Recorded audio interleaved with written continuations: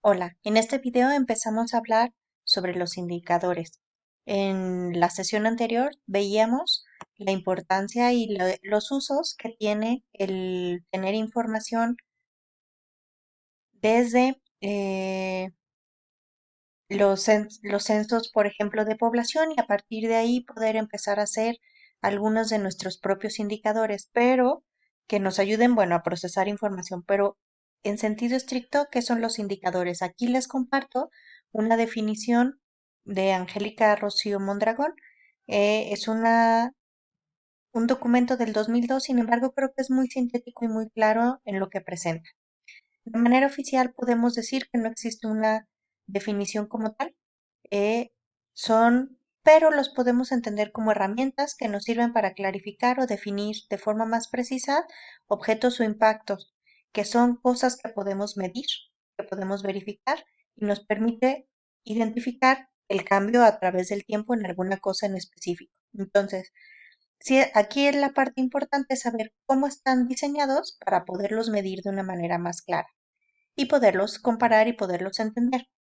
Entonces, pueden ayudarnos a medir un montón de cosas, pueden ser cualitativos, pueden ser cuantitativos. Nosotros parte de lo que veíamos ya era la parte cuantitativa en cuanto veíamos cantidad de personas que viven en un lugar, por ejemplo, y todo, pero estos son súper relevantes y en esto es bien importante considerar siempre la metodología de cómo están hechos. Entonces, hay muchos organismos que se dedican a presentarnos información numérica o información a manera de estadísticas. Y entonces, el objetivo es poder identificar algunos de estos que nos ayuden a conocer a mayor detalle los temas que nos interesan. Em, claro, es importante, como digo, el contexto, poder identificar cómo fueron creados y todo. Y entonces, yéndonos a eso, por ejemplo, tenemos unos de los indicadores que se trabajan un montón, por ejemplo, son los indicadores que están midiendo cómo va el desarrollo de los objetivos del milenio y en específico, bueno, está este sitio, el que está la Agenda 2030 en específico para México y que nos va mostrando información en diferentes formatos de los indicadores, lo que se está trabajando. Entonces, por ejemplo, tenemos aquí que hay 17 objetivos que se busca cubrir, por ejemplo, para nuestro país, acabar con la pobreza, no tener hambre, el bienestar y salud para todos. Bueno, son aquí estos 17. Estos que se ven como buenos deseos se materializan o se intentan medir y ver los avances y los compromisos a través de indicadores específicos. Cada uno de los objetivos del milenio tiene una meta, un objetivo específico.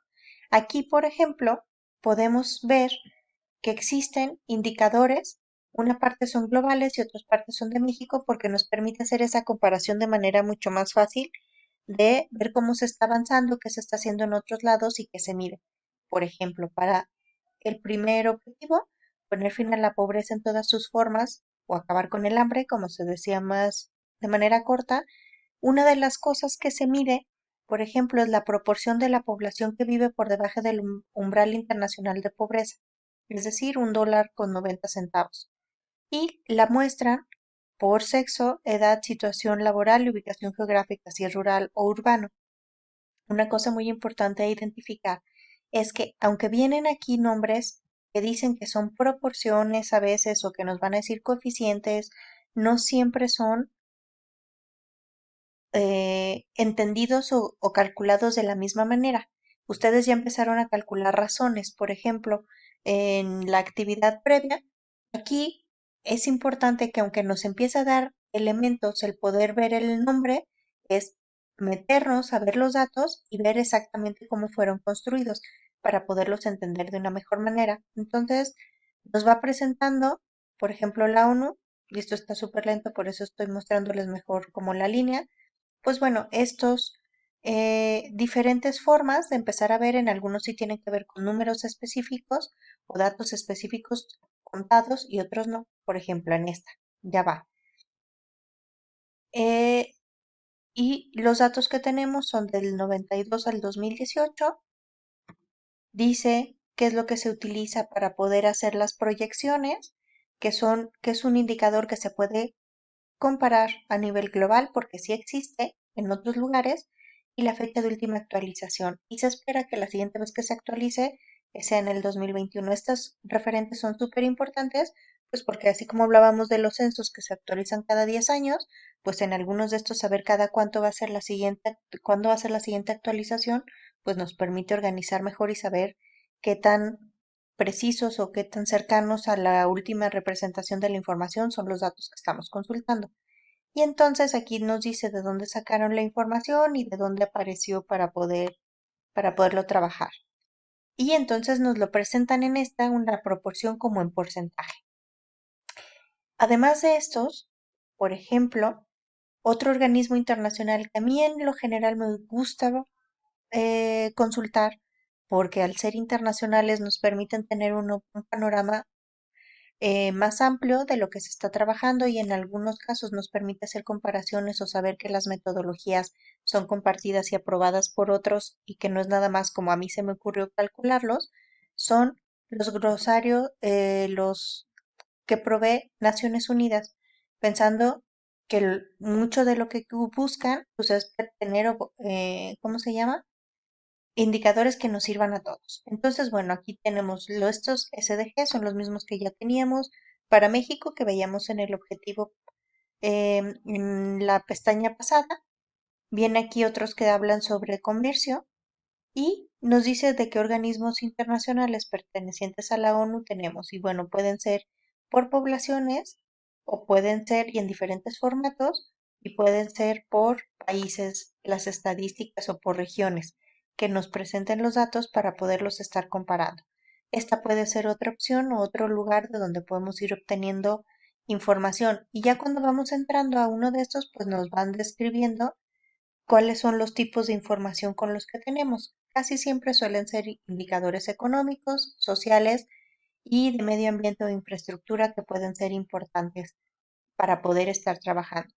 Em, Hay otro sitio que a mí me gustó un montón, que fue creado por unos suecos que se llama Gapminder. Este sitio, su objetivo es producir información y mostrarla de manera muy fácil a través de gráficas que se van moviendo a través del tiempo. Por ejemplo, esta es una gráfica que ellos proveen para intentar identificar la relación entre expectativa de vida o la cantidad de años que viven las personas y su ingreso. Y van buscando información de muchos países. Si están visto aquí en colores viene cuáles son, y en este caso específico yo había tomado el caso de China, por eso aparece como más fuerte entre todos los datos que están puestos aquí, para ir viendo cómo se van moviendo y se va relacionando la cantidad de ingreso pensada en dólares por persona, para poder hacer una medida que sea comparable, y se va viendo cómo hay momentos en la historia y se va viendo aquí con años en los donde va creciendo la posibilidad de tener más y más personas una esperanza de vida mayor, y que va aumentando también el ingreso. Entonces son como datos que nos ayudan a presentar. Este mismo sitio nos presenta diferentes lugares donde podemos verlo y podemos descargar los datos, o sea, las tablas de información de donde salió esto, para poder contrastar con lo que se está trabajando. Otro sitio más que me gusta y que ya estamos hablando a nivel de México, puede ser muy interesante, bueno, es dentro del INEGI, uno que se llama el Catálogo Nacional de Indicadores, que no sé si ya ustedes hayan checado. Una gran ventaja que tiene es que nos presenta la información organizada por temas y que nos explica muy claramente desde dónde viene y desde cuándo tienen los datos.